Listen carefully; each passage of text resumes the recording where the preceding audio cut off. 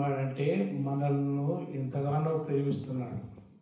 Our God is so loving God, He is so loving us. ఈ సంవత్సరం అంతా మన దేవుడు ఎంతగానో కాపాడిండు, కనికరించిండు. He protected all through this year, all of us. మనం అనుకుంటాము చాలా సార్లు నా అంతరు వాళ్ళు లేరని. Many times we think that there is none greater than me. మనము ఈ లోకంలో ఏమంటారు నథింగ్, మనం ఏమి పనికి మాలిన వారు. In this world we are, useless people. మన జీవితాలను సరి చేసుకోవాలంటే క్రీస్తు యేసు ప్రభు నీ కొరకు నా కొరకు ఈ భూలోకానికి వచ్చి ఆయన క్రయధనమై ఆయన రక్తము నీ కొరకు నా కొరకు కార్చిందని జ్ఞాపకం చేసుకోవాలి. We should remember to make our lives righteous. Jesus Christ came to this world for you and me and shed His blood. ఎందుకంటే మనము అతని దగ్గరికి వెళ్ళలేదు, కానీ అతనే మన దగ్గరికి వచ్చాడు. We did not approach Him, but God just came to us. కనుక మన జీవితాలను మార్చుకొని నూతన సంవత్సరంలో ప్రవేశిద్దాం. We should change our hearts and enter into the Lord joyfully. దయచేసి మనము కొన్ని వచనాలు చదువుకొని రోమీలకు రాసిన పత్రిక. We will go through some of the verses from the Bible, book of Romans. రోమీలకు రాసిన పత్రిక 5వ అధ్యాయము అందరం కలిసి చదువుకుందాం. Book of Romans chapter 5, we will read all together.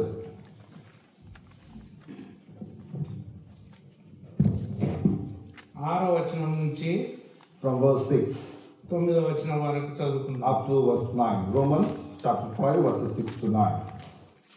ఏలనగా మనం ఇంకా బలహీనులమై ఉండగా అందరం కలిసి చదువుకుందాం. గొంతెత్తి చదవండి అందరికి.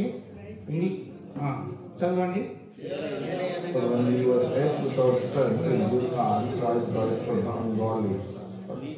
నీతి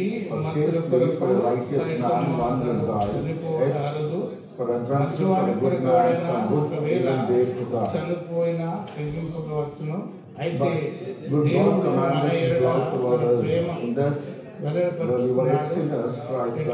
మనం ఇంకనూ పాపులమై ఉండగానే క్రీస్తు మన కొరకు చనిపోయారు. కాబట్టి ఆయన రక్తం వలన ఇప్పుడు నీతిమంతులుగా తీర్చబడి మరింత నిశ్చయముగా ఆయన ద్వారా ఉగ్రత నుండి రక్షించబడితిమి.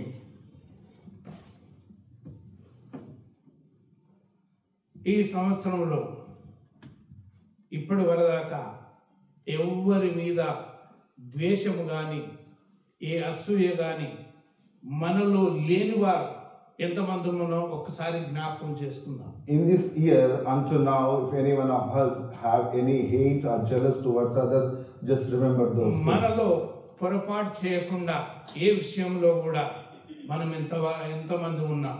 We should examine how many of we are that we have not done any mistake.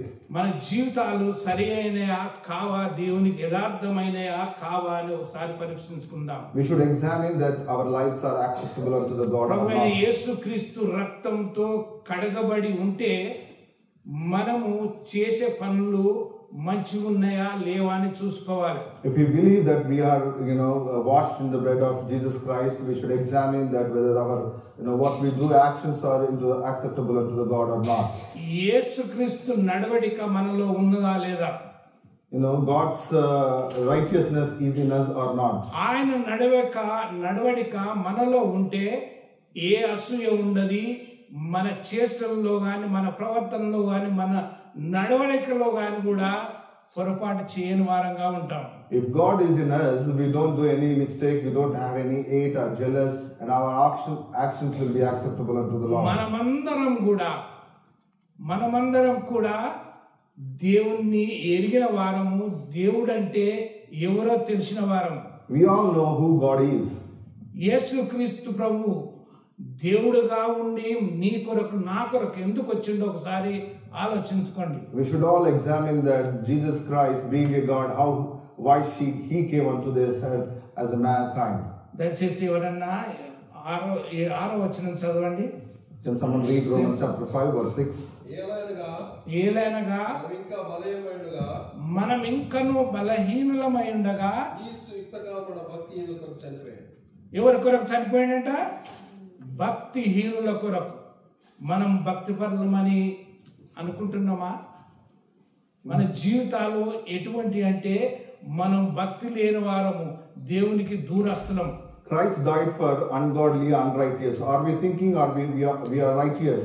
రెండవదిగా 7వ వచనం చదువుతారు. Can someone read chapter 5 or 7? నీతిమంతుని కొరకు ఆ, సహితము ఆ. ఒకడు చనిపోవుట అరుదు. మంచివాడి కొరకు ఎవడైనా ఒకవేళ తెగింపవచ్చును. ఆ. Scarcely for a righteous man will one die, yet peradventure for a good man some would even dare to die. మంచివారి కొరకంట మంచిగా కొన్నిసార్లు చనిపోతారు. మన దేశంలో కొంతమంది లీడర్స్ ఉంటే చనిపోయిన వారు ఉంటారు.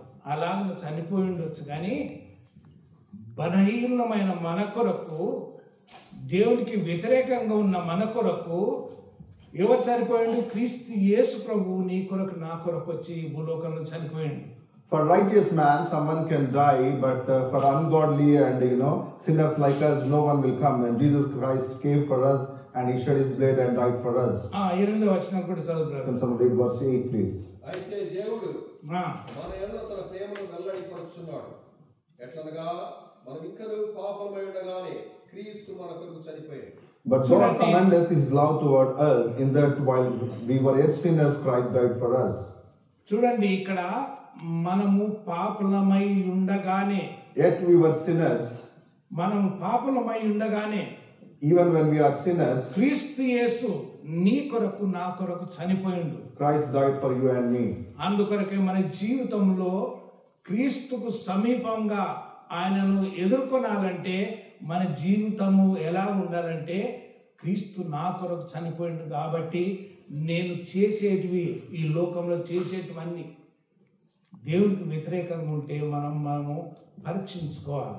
That's the reason we should come closer unto him and examine that whether our actions are, we can face him based on our actions. అందుకొరకే కొన్ని మాటలు మనకు సొలొమోను గ్రంథకర్త రాసిన కొన్ని మాటలు చూడండి. సామెతలు You can look some verses. 28వ అధ్యాయము, Proverbs chapter 28. మనము మన జీవితాల్లో మనం సరి చేసుకోకుంటే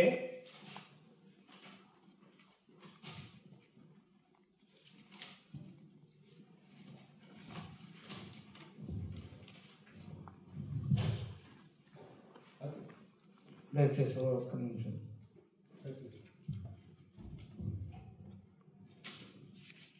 దయచేసి 28:13 వచనం చదవండి. Proverbs 20, chapter 28, verse 13. అతిక్రమము దాచిపెట్టువాడు వర్ధిల్లడు, వాటిని ఒప్పుకొని విడిచిపెట్టువాడు కనికరం. దయచేసి ఇక్కడ చూడండి, మన జీవితంలో మన మనసులో ఉన్నది, మన కపటమే కానీ ఈర్ష్య కానీ ఒకరి మీద అసూయ కలిగి ఉంటే అవి వదిలిపెట్టకుంటే ఎప్పుడు కూడా వర్ధిల్లం. If we don't leave the hate and jealous, we cannot be blessed. క్రీస్తు యేసు ప్రేమామయుడు. దయచేసి ఈ వచనం కూడా 1 యోహాను 4వ అధ్యాయం 8వ వచనం. దయచేసి నేను పదే ఈ మాట ఎందుకు జ్ఞాపకం వస్తుందంటే, మన జీవితంలో యేసుక్రీస్తు ప్రేమ లేకుండా ఉంటే ఈ యొక్క కపటాలు, ఈష్ట, ఒకరి మీద ఒకరు మాట్లాడుకోవడం వస్తుంది. Many times I repeat these verses from 1 John chapter 4. God is love. If we don't have God's love in us, that's the reason we will have all hate and jealous towards దేవుడు others. ప్రేమ స్వరూపి. God is love. దేవుని ప్రేమ మనలో లేకుండా ఉంటే దేవుణ్ణి ఎరుగేవారం కాము. If you don't have God's love, then we don't know whose God is. ఇక్కడ ఏం చెప్తున్నాడంటే, ఆయన ప్రేమ లేకుంటే యేసుక్రీస్తు ప్రభువును దూషించిండ్రు, కొట్టిన గాని కూడా ఆయన ప్రేమ, అపారమైన ప్రేమ మన ఎడలు చూపిండు. Now, if you look at Jesus Christ, even people accused him, bait him, still God showed his love towards ఒక us. మాట అనలేదు. He did not scold anybody. He did not. ఈ రోజులలో ఎట్లుందంటే, మనం మంచిగా కనిపించాలి, మేము పెద్దరికం చేయాలని ఉంటుంది. Nowadays we want to praise, యేసుక్రీస్తు we want to ప్రభువు look good. భూలోకానికి వచ్చినప్పుడు పెద్దరికాన్ని చేయడానికి రాలేదు. When he come, into తను this తాను world, తగ్గించుకున్నాడు. he did not come ఆయన for. మాదిరిగా మనం కూడా ఉండాలి We should be like అని him ఆయన కోరిక. meekly. ఆయనను వెంబడించాలంటే యేసుక్రీస్తు ప్రభువు ఈ భూలోకానికి రాబోతున్నాడు. ఆయనను ఎదుర్కోవాలంటే మన జీవితాలు క్రీస్తు వలె ఉండాలి. Now, if you want to follow him, or if you want to face him, our actions should be like him. ఒకవేళ అట్లా లేకుండా ఉంటే, if you don't have such సామెతలు అదే అధ్యాయంలో సామెతలు 28:14 వచనం చదువుతారు. Proverbs chapter 28 verse 14. నిత్యము భయం కలిగి ప్రవర్తించువాడు ధన్యుడు. హృదయమును కఠినపరచుకున్నవాడు కీడులో పడును. Happy is the man that feareth always, but he that hardeneth his heart shall fall into mischief.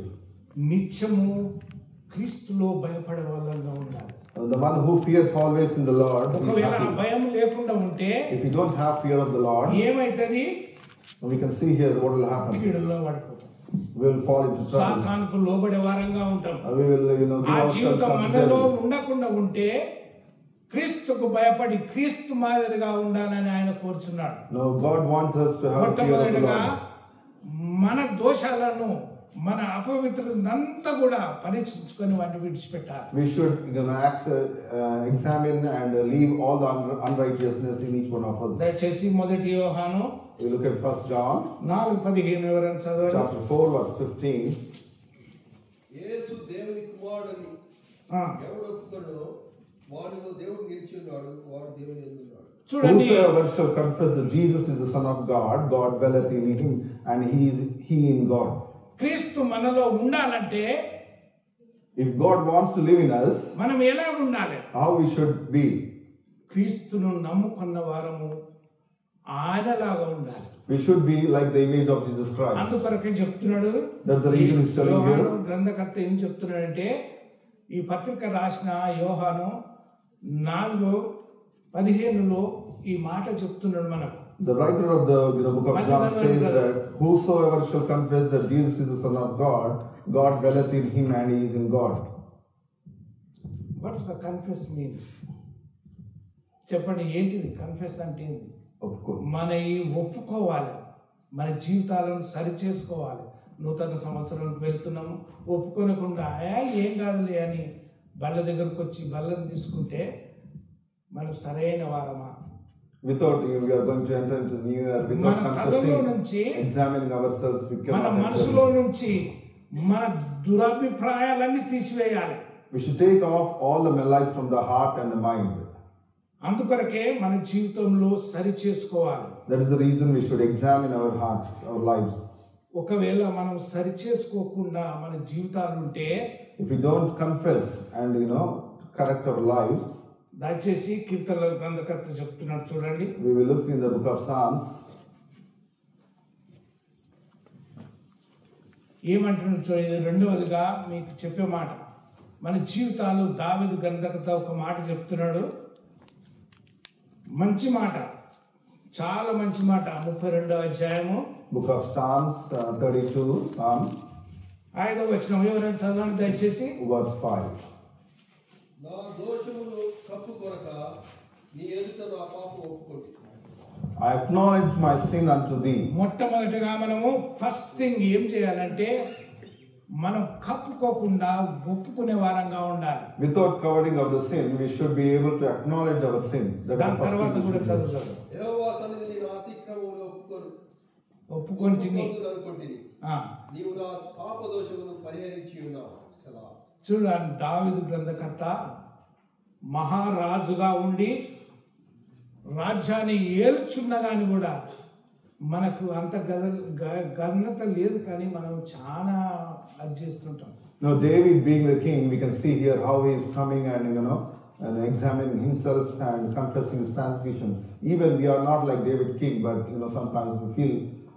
అందుకొరకే మనం కప్పుకోకుండా మన జీవితంలో సరి చేసుకునే వారంగా ఉండాలి. That is the reason we should not cover our sins and acknowledge it and accept it. రోమీయులకు రాసిన పత్రిక from the book of Romans 10వ అధ్యాయం 9వ వచనం చదవండి. chapter 10 verse 9. Book of Romans chapter 10 verse 9. అదేమనగా యేసు ప్రభువుని నీ నోటితో ఒప్పుకొని దేవుడు మృతుల్లో నుండి ఆయన లేపనని నీ హృదయమందు విశ్వసించిన యెడల నీవు రక్షింపబడుదువు. If thou shalt confess with thy mouth the Lord Jesus, shall believe in thine heart that God hath raised him from the dead, thou shalt be saved. రక్షణ అంటే ఊరికే వచ్చేది కాదు. The salvation doesn't come like that. మన కొరకు క్రీస్తు యేసు ప్రభువు ఉచితంగా ఇచ్చాడు. God gave it as a free. అందుకొరకే యేసు క్రీస్తు ప్రభువును మనము నమ్మాలంట. ఈయన నా పాపములను తీసివేయడానికి వచ్చిందని. That is the reason we should believe in Jesus Christ, that he came to take away my sins. ఎంత చక్కని మాట చూడండి. మళ్ళీ చదువు బ్రదర్ అదే మాట. అదేమనగా యేసు ప్రభు అని నీ నోటితో ఒప్పుకుంటే ఆయన దేవుడు యేసు క్రీస్తు ప్రభువును మృతుల్లో నుంచి లేపనని నీ హృదయమందు. If you believe that thine heart that God has raised him from the dead, you shall be saved. వేరే వాళ్ళ హృదయమందు కాదు, నీ హృదయము. You should believe that from your heart. సెల్ఫ్గా మనము అనుకోవాలి. యేసుక్రీస్తు ప్రభు నా కొరకు నా పాపముల నిమిత్తము ఈ భూలోకానికి వచ్చిందని. You should believe that Jesus Christ just came for me, not for others. ఉదాహరణకు మనకు అందరికి తెలిసిన మనిషి బైబిల్లో ఉన్నారు. తండ్రి కొడుకుల మధ్యలో ఏంది భాగాలు పంచాలని ఉంటది కదా. For example, a story between a father and son in the Bible. ఉన్నప్పుడు అయ్యా నా భాగం నాకు ఇచ్చేసేమని ఇద్దరు కుమారులు ఉంటారు, ఒక చిన్న కుమారుడు తీసుకొని వెళ్ళిపోతాడు. A father has two sons. We know this parable in the Bible, and the younger one asks the father his share of the property, and he takes the properties and leaves. ఇది కథ కాదు, జరిగిన సంగతి, సత్యము, జరిగిన సత్యము. This is not the story. This is the one which the parable is in the Bible. క్షమాపణ గుణం ఎలా ఉండాలంటే తప్పిపోయిన కుమారుని గుణం ఉండాలి. We should the heart of forgiveness just like the lost son. 15వ అధ్యాయము లూకాసు వార్త 15వ అధ్యాయము. We can see this one in the Gospel of Luke, chapter 15.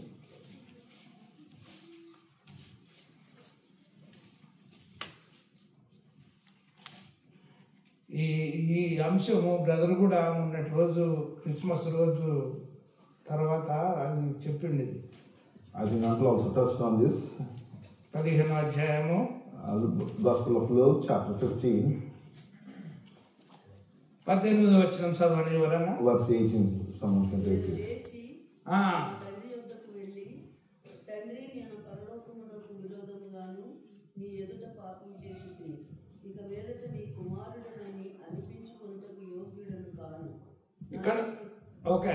I will arise and go to my father and will say unto him, Father, I have sinned against heaven and before thee. I am no more worthy to be called thy son. చూడండి ఇక్కడ రెండు మాటలు అగుపడుతున్నాయి మనకు. We can see two things here. ఒకటి పరలోకానికి విరోధంగా.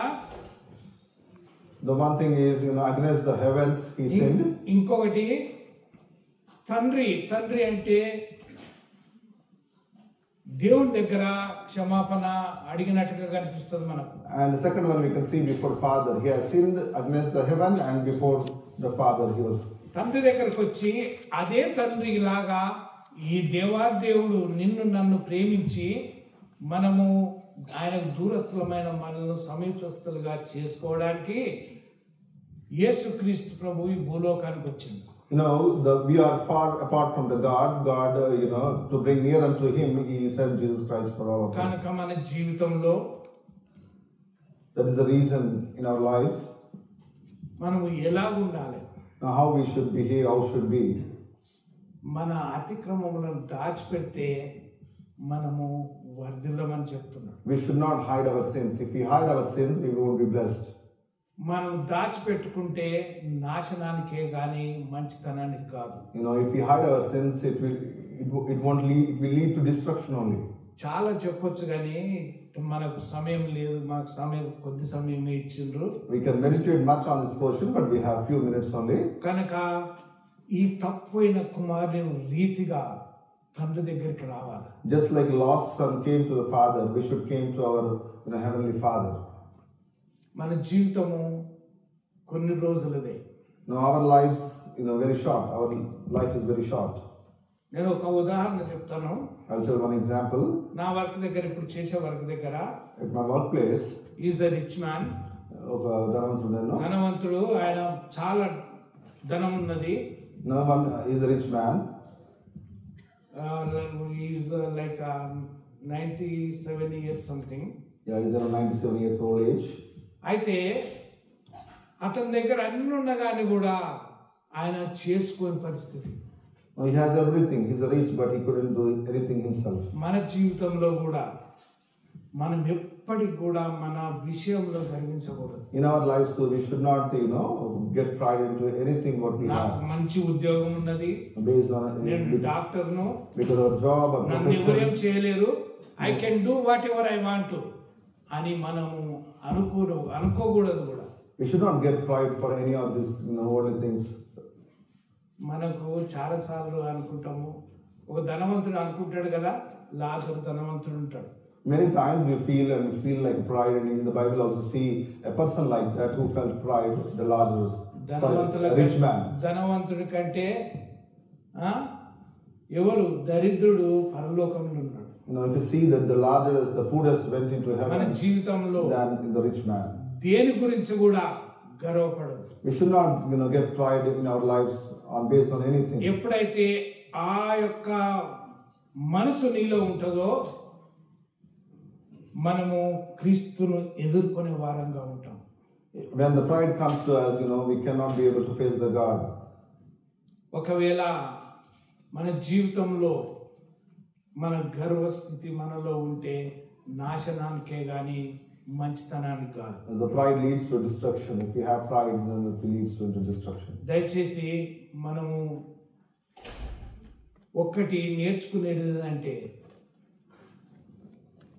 మనం దేని వలన కూడా పెద్దరికాలు చేయకూడదు. The one thing we should all learn, we should not behave like మనము ఇచ్చిందే సర్దుకొని వెళ్ళాలి. No, we should do what was given to us. We should only మన do what was జీవితం given కొన్ని to us. రోజులది. No, our life is so కొన్ని short. రోజులైనా సంతోషంగా ఉండి దేవుణ్ణి మహిమపరుస్తాం. No, we should be happy and get glory unto ఈ God. మాటలు దేవుడు ఆశీర్వదించు. May God bless these words.